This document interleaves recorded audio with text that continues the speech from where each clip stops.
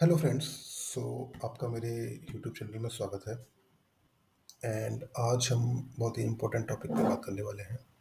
तो बेसिकली जब जावा में आप जावा को एज ए करियर आप देखते हो, तो एक जावा डेवलपर एक कॉर्पोरेट में जाने के बाद क्या सॉफ्टवेयर एंड टूल्स यूज करता है, वो सारी सॉफ्टवेयर टूल्स हम इस वीडियो में डिस्कस करेंगे। तो जो भी फ्रेशर्स हैं उनके लिए वीडियो बहुत ही हेल्पफुल है, या जो कॉलेज में अभी पढ़ाई कर रहे हैं, इवन दो जो अभी किसी कंपनी में वर्क भी कर रहे हैं एज ए जावा डेवलपर, उनके लिए भी ये काफ़ी हेल्पफुल है अगर वो स्विच करना चाहते हैं कि उनको क्या सॉफ्टवेयर टूल्स लर्न करना चाहिए जो आते हैं, उसके अलावा what else they can learn. Okay, so guys, let's start this video.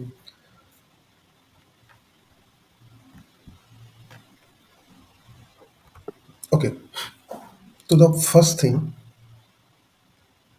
every developer know is the integrated development environment, IDE. So IDE basically क्या होती है, एक टूल होता है जिसमें आप एक कंप्लीट एप्लीकेशन डेवलप करते हो। ठीक है, तो इसमें जो भी रिक्वायर्ड एक एप्लीकेशन डेवलपमेंट करने के लिए जो भी रिक्वायर्ड अब प्लगइन्स हो गए, या कंपाइलर हो गया, रन हो गया, टेस्ट कैसे लिखने हैं आपको, ओके, जो भी रिक्वायर्ड चीज़ें होती हैं वो सारी एक इंटीग्रेटेड डेवलपमेंट एनवायरनमेंट में होती है। तो जावा में जो कुछ आईडी अवेलेबल है, जैसे Eclipse Eclipse IDE is very popular. Okay, and IntelliJ. Okay, IntelliJ is also very powerful and very popular. Okay, इसके अलावा एक नेटबीन्स भी है। ठीक है, NetBeans Eclipse both are open source. IntelliJ commercial version है। ठीक है, बट उसका एक कम्युनिटी वर्जन भी आता है जिसको आप यूज कर सकते हैं, राइट। तो एज ए जावा डेवलपर आपको एटलीस्ट एक आईडी में सही से काम करना आना चाहिए। आपको सारी डिटेल्स एक आईडी की आनी चाहिए कि how to create a new project, how to add a dependency, how to compile, how to run, how to create unit test cases. Okay, next important thing next important thing is like development framework. Okay, तो जब भी आप कोई application लिखते हो, तो एक framework, आपको at least one framework you should low. Okay, तो जो अवेलेबल फ्रेमवर्क है जावा में वो स्प्रिंग एमवीसी, ओके, और स्प्रिंग बूट, ये स्प्रिंग के फ्रेमवर्क वेरी पॉपुलर है। And now days spring boot is very very popular. So if you can learn spring boot, that is quite sufficient. Starts, ये भी एक फ्रेमवर्क है, but I believe now it is outdated. जो पुराने application से वहाँ पर यूज हो रहा है, but for new application starts normally companies are not preferring Quarkus. What, it's like recently launched, but very powerful application, and microservice architecture. It's very powerful, and it provides very high performance and low latency, low memory footprint. Okay, and startup time it's very fast in the case of Quarkus. Okay, तो आप Quarkus या spring boot में से कोई choose कर सकते हैं, but spring boot is, I would से, वेरी पॉपुलर। बहुत पहले ये लॉन्च हुआ था और बहुत पहले स्मार्ट इंडस्ट्री में यूज हो रहा है। क्वार्कस अभी नया है, अभी कुछ इंडस्ट्री में ही यूज हो रहा है, और जो नए एप्लीकेशन डेवलप कर रहे हैं वहाँ पे यूज हो रहा है। तो आप कोई भी लर्न कर सकते हो, but I would say you can learn spring boot. अगर आप स्प्रिंग बूट लर्न कर लेते हो तो क्वार्कस के जॉब भी आपको ऑफर हो जाएंगे। नेक्स्ट चलते हैं। तो दो चीज़ हमने देखें, एक इंटीग्रेटेड डेवलपमेंट एनवायरनमेंट, तो आप कोई भी एक आईडी यूज़ कर सकते हो। दूसरा हमने देखा कि एक फ्रेमवर्क। उसके बाद जब आप कोई एप्लीकेशन डेवलप करते हो, तो जो कोड होता है उसको आप कहीं सेंट्रलाइज प्लेस पर रखते हो। ओके, सो दैट कि in the mid of development अगर आप कुछ मिस करते हो, ओके, आपका सिस्टम क्रैश होता है या किसी वजह से भी लोकली कोड है वो अवेलेबल नहीं रहता है, तो आप एटलीस्ट गिट, ये जो centralize control version control system है, इनसे आप उसको रिट्रीव कर सकते हो। दूसरा, आप टीम्स में वर्क करते हो तो they are very helpful. Okay, कि आप डिफरेंट वर्जन्स मेंटेन कर सकते हो, डिफरेंट ब्रांचेस आप काट सकते हो। तो वर्जन कंट्रोल सिस्टम में Git and SVN, these two are popular one, okay? And I would say you can learn Git, most widely used version control system distributed in open source. Okay? तो आप Git को learn कर सकते हो, और अगर आपको एसपीएन पहले से आता है तब भी आप गिट को लर्न कर सकते हो। और अगर आप एक at least one version control system आप लर्न करना चाहते हो तो आई वुड रिकमेंड कि आप गिट को यूज करो, and it's widely used version control system. Okay, so this is third one. Let's move to the next one. Build tool, very very important. Okay, तो at least आपको एक build tool आना चाहिए, ठीक है? Marvin, Gradle and Marvin and Gradle very very popular in Java, and I have used both Marvin and Gradle. So you should know at least one, इधर Marvin और Gradle. Okay, अगर आप फ्लेक्सिबिलिटी एंड परफॉर्मेंस के हिसाब से देखो तो Gradle is better than Marvin. And if you see from the only dependency management and project perspective, then Marvin is good. But I would say you can go either of one, Marvin or Gradle, okay? But it's very important. Okay, you have to learn at least one build tool. Next thing is testing. Okay, तो जो testing होती है उस testing के कई part होते हैं। First thing is when you right a code, तो आप कोड में जितने भी आपकी क्लासेज हैं, मेथड्स हैं, ईच मेथड्स के लिए आप एक पॉजिटिव और नेगेटिव टेस्ट केसेस लिखते हो, जिसको हम यूनिट टेस्ट केसेस कहते हैं। तो उसके लिए जावा में हम जी यूनिट यूज करते हैं। आप जी यूनिट यूज कर सकते हो, टेस्ट एनजी यूज कर सकते हो, मॉकेटो यूज कर सकते हो। ओके, तो these are for unit test cases. तो यूनिट टेस्ट केसेस में भी different different different types of unit test है। सबसे पहले जो मैंने बताया कि कोड लेवल पे जो यूनिट टेस्ट होते हैं। सेकंड, आपके नैरो इंटीग्रेशन टेस्ट होते हैं, जिसमें आप एक्सटर्नल चीज़ें मॉक करते हो बट इंटरनल सारी चीज़ें आप मॉक नहीं करते हो, right? And then narrow integration test होता है, सॉरी ब्रॉड इंटीग्रेशन टेस्ट होते हैं, जिसमें आप कुछ भी मॉक नहीं करते हो, राइट? वहाँ पे आप सेलेनियम या कोई डिफरेंट वो यूज कर सकते हो। एंड आल्सो आपको टेस्ट ऑटोमेशन करना है, बहुत सारे टेस्ट केसेस लिखने हैं, तो भी आप सेलेनियम यूज कर सकते हो। सेलेनियम बेसिकली टेस्टर्स यूज करते हैं, but I would say you should know either JUnit TestNG, okay, along with the Mockito. तो आप यूनिट टेस्ट केसेस तो आने ही चाहिए। I know it's not must, but nowadays बहुत सारी कंपनियां हैं, उनकी रिक्वायरमेंट होता है कि यूनिट टेस्ट केसेज आपको लिखना आना चाहिए। इवन तो विदाउट यूनिट टेस्ट केसेज भी आपको जब मिल सकते हैं, but it's like good to have. Most of the companies now preferring to write quality code. Quality code आपका यूनिट टेस्ट केसेस आता है, राइट?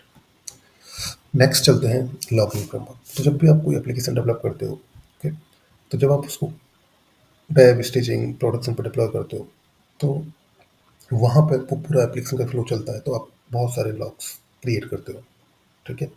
तो वो जो लॉग्स क्रिएट करते हो, तो वो उनके लिए जो फ्रेमवर्क यूज होता है, लॉग फोर जे यूज कर सकते हो आप, SLF फोर जे यूज कर सकते हो, लॉग वर्क यूज कर सकते हो, ओके?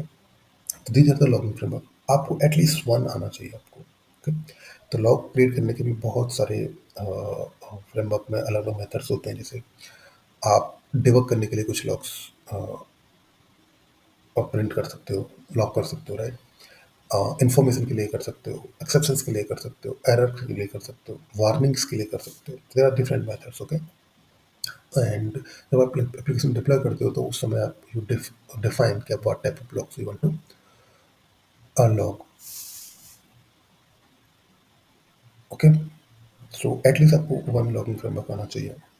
नेक्स्ट चलते हैं database. This is very very important, okay? एक डेटाबेस आपको आना चाहिए, इधर MySQL, PostgreSQL, Oracle, no sequel.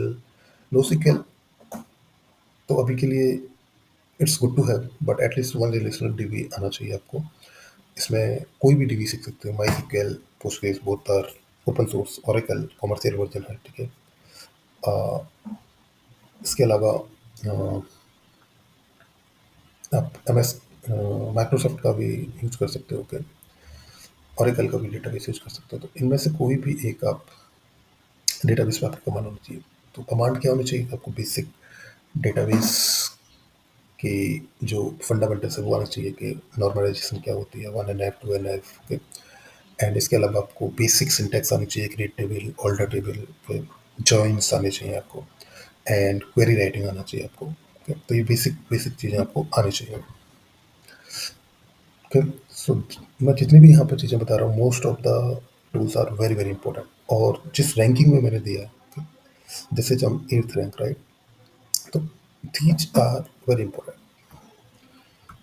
Next चलते हैं, database specific tools over, okay. Now you know about the database, database की क्वेरी लिखना आता है, टेबल्स क्रिएट करना आता है, okay, and now you know the Java. अब जावा से डेटाबेस में आपको कुछ डेटा परसिस्ट करना है, okay? कोई भी ऑब्जेक्ट आपको डेटाबेस में परसिस्ट करना है, वन वे कि आप जेडीबीसी से कोड लिख दो, that is not preferable now days. आप जेडीबी से कोड लिखोगे, वो लिख सकते हो, बट दैट इज लाइक उसको मेंटेन करना बहुत डिफिकल्ट है, and also it takes time to create different type of queries, okay. But आप कोई O R M tool use कर सकते हो, और एक बार आप मैपिंग दे देते हो अपने ऑब्जेक्ट की डेटाबेस की टेबल से, तो this is very very simple. आप कोई भी फेच करना, डेटा परसिस्ट करना है आपको डेटा, ओके, एंड जॉइनिंग है आपको one to many, many to one, आपको डेटा रिट्रीव करना है, इवन दो सेव करना है, तो that is very helpful while using these ORM tools, okay? तो ORM tools में लाइक हाइबरनेट है, माईबेटिस है, लिक्यूबेस है, फ्लाईवे है, एटलीस्ट वन आपको आना चाहिए। Again I would say you can go with Hibernate, okay. Also Liquibase is very popular because it also gives the database change management tool. आप इसमें गिट में डेटाबेस का वर्जन मेंटेन कर सकते हो, तो you can just go through with the liquibase as well, but I would say you should have a expertise in one of the tool, and you can go with Hibernate first, okay, and later then you can learn any of other tool, okay। तो Hibernate आपकी first choice होनी चाहिए। Next चलते हैं debugging tools. तो debugging, ये जो integrated development environment है, इनमें ही आपको डिबगिंग मिलती है जब आप एप्लीकेशन डेवलप कर रहे होते हो, ओके। तो अगर आपको डिबग करना है, यानी कि रन टाइम पे देखना है कि कौन कौन से ऑब्जेक्ट बन रहे हैं, उनकी वेरिएबल्स क्या बन रहे हैं, उनकी वैल्यूज क्या है, तो उसके लिए आप डिबगिंग का यूज करते हो। तो इक्लिप्स, इंटेलिजे, जितने भी इंटीग्रेटेड डेवलपमेंट एनवायरनमेंट है, वो सारे आपको डिबगिंग अलाउड करते हैं। तो आपको एटलीस्ट डिबगिंग आनी चाहिए। अगर कोई डेप सर्वर पे टेस्टर ने कोई इशू रीच किया, okay, and you want to replicate that on your local system, okay, और आपने रिप्लिकेट कर लिया, अब आपको उसको डिबग करना है कि why it is coming, okay. तो आप एक फ्लो वाइज आप उसको डिबग कर सकते हो with the help of debugging tool. तो ये डिबगिंग आपको आनी चाहिए, ओके। एंड कैसे इसको यूज करते हैं, तो आपको बहुत सारे वीडियोज मिल जाएंगे, आपको उसको लर्न करना है कि हम डिबग कैसे कर सकते हैं, right. Next is API development, okay. तो जब आप कोई रेस्ट एपीआई डेवलप करते हो, ओके, तो उसको उसकी डॉक्यूमेंटेशन करने के लिए, उसको टेस्ट करने के लिए, ओके, उसके नैरो इंटेग्रेशन टेस्ट लिखने के लिए आपको बहुत सारे टूल्स की ज़रूरत होती है। तो ये जो टूल्स हैं, जैसे Swagger, Swagger is use for the documentation design for APIs. तो जो at least you should be aware about these. Swagger you should be aware, but Postman you must be knowing it, क्योंकि आप जब रेस्ट एपीआई डेवलप करोगे तो आप उसको test Postman के थ्रू ही कर सकते हो, right. And rest assured is used to write the test cases, okay. तो ये जो एपीआई रिलेटेड टूल्स हैं, ये भी आपको आने चाहिए, और इसमें से आई वुड से कि आपको पोस्टमैन से अगर तो मस्ट आना चाहिए, रेस्ट एश्योर्ड भी आना चाहिए, बट पोस्टमैन से अगर इज मस्ट। नेक्स्ट चलते हैं code quality. Code quality static analysis. तो जब आप कोई भी एप्लीकेशन डेवलप कर देते हो, ओके, डेवलप करने के बाद आपको चेक करना है कि वो जो एप्लीकेशन डेवलप, उसमें कितने वल्नरेबिलिटी हैं, कितने बग्स हैं, okay, कितनी कोड स्मेल्स हैं, ओके। तो ये सब चीज़ें आप सोनाकीब के थ्रू कर सकते हो। सोनाकीब एक स्टैटिक एनालिसिस देता है आपको, मतलब आपको पूरे कोड को स्कैन करके उसमें जो भी इश्यूज हैं रिलेटेड टू क्वालिटी और सिक्योरिटी, वो आपको सब प्रोवाइड करता है। ये सारे टूल्स जो हैं वो स्टैटिक एनालिसिस के लिए आप यूज कर सकते हो। Checkstyle, FindBugs, PMD, VisualVM, JProfiler, okay. अब कोई भी एक आना चाहिए, but SonarQube is quite popular. अगर आप सोनाकीब को लर्न कर लेते हो, तो most of the industries are using SonarQube, okay. तो आप इससे अपनी कोड की क्वालिटी को और सिक्योरिटी को एनहेंस कर सकते हो। नेक्स्ट चलते हैं, या continuous integration, continuous delivery. Okay, तो Jenkins is very popular open source tool to automate the integration and delivery. ठीक है, गिटलैब भी है, बट आई वुड से कि आप जेनकिंस के थ्रू जाओ। और ये 13 नंबर पे मैंने रखा है, मतलब इतना इंपॉर्टेंट नहीं है। नॉर्मली डेवऑप्स वाली टीम्स होती हैं कंपनी में जो उसको मैनेज करती हैं, बट अगर आपको भी ये आता है तो एक एज क्रिएट करेगा आपके रिज्यूमे में, आपके बायोडेटा में। तो आई वुड से कि आप एटलीस्ट डिटेल में ले जाओ, तो एटलीस्ट ये पाइपलाइंस, कंटिन्यूस इंटीग्रेशन कैसे क्रिएट होती है जेनकिंस में, और एक जस्ट एक ओवरव्यू तो आपको आना ही चाहिए कि जेनकिंस कैसे वर्क करता है। इवन तो आपको पाइपलाइन लिखना नहीं आता, बट एटलीस्ट कोड जब गिट में मर्ज होता है तो उससे पहले क्या क्या पाइपलाइंस होती हैं, कि मर्ज होने के बाद डिप्लॉय होता है तो उससे पहले क्या क्या पाइपलाइंस होती हैं, डेव में जाते समय, स्टेज में जाते हुए, प्रोड में जाते हुए, तो कैसे ये वर्क करता है। ठीक है, तो ये आई वुड से कि आपको नॉलेज तो जरूर होनी चाहिए, और आता है तो definitely it is a differentiator पे, क्योंकि आपको बेसिक चीज़ें भी आती हैं और आपको डेवऑप्स वाली चीज़ें भी आती हैं। तो ये एक डिफरेंशिएशन क्रिएट करेगा आपके रिज्यूमे में, राइट। नेक्स्ट चलते हैं सिक्योरिटी। सिक्योरिटी नॉर्मली जो ऐसे डोमेन होते हैं जैसे बैंकिंग डोमेन है, तो वहाँ पे security is must, you must be doing all the security features. तो सिक्योरिटी के लिए आप जैसे स्प्रिंग सिक्योरिटी टूल है, जिसमें आप कोई भी जैसे एपीआई क्रिएट कर रहे हो तो आप JWT टोकन के थ्रू कर सकते हो। ओके, आइडेंटिटी मैनेजमेंट यूज कर सकते हो। ओके, कोई भी रिसोर्स है वहाँ पे, तो उसको कैसे सिक्योर करना है, तो spring security provides a set of tools जिसके थ्रू आप अपने एप्लीकेशन को सिक्योर कर सकते हो, अपने जो रिसोर्स है उनको सिक्योर कर सकते हो। इसके अलावा जैसे अपाचे से है, कीलॉक है, ये भी अवेलेबल है। ठीक है, आप कोई भी एक कर सकते हो, बट आई वुड प्रीफर, अगर आप स्प्रिंग फ्रेमवर्क के थ्रू जा रहे हो तो स्प्रिंग सिक्योरिटी आप पढ़ लो, और एटलीस्ट उसमें से आइडेंटिटी मैनेजमेंट कैसे हैंडल होता है, JWT सर्विसेज को सिक्योर कैसे करते हैं। ओके, और ये जो मेन मेन टॉपिक्स हैं वो आप जरूर लर्न कर लो, जो कि वेरी वेरी हेल्पफुल होंगे आपके लिए। Next is micro services. तो जैसे हमने वहाँ पे फ्रेमवर्क देखे, स्प्रिंग बूट, क्वार्कस ऊपर,